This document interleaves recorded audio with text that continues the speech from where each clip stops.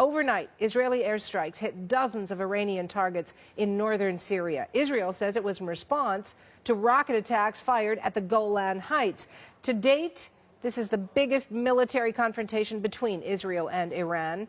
CBC's Middle East correspondent Derek Stoffel is on the story. He joins me live from the Golan Heights. Derek, an intense, volatile 12 hours there. Take me through the main points.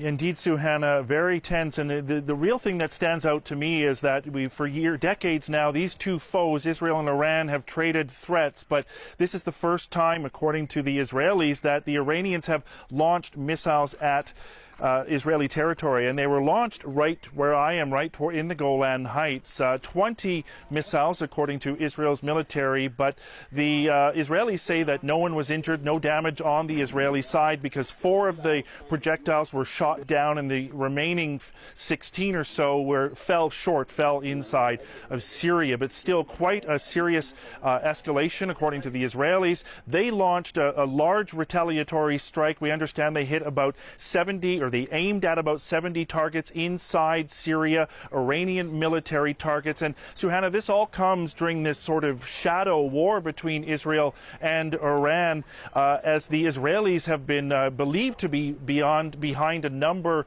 of strikes in the last couple of months to make sure that the Iranians based in Syria don't have a foothold so they can launch these types of attack. And we do know that this escalation has brought heightened tensions here for sure. And Derek, you are just a kilometer away from the Syrian border there in the Golan Heights. What is the mood there?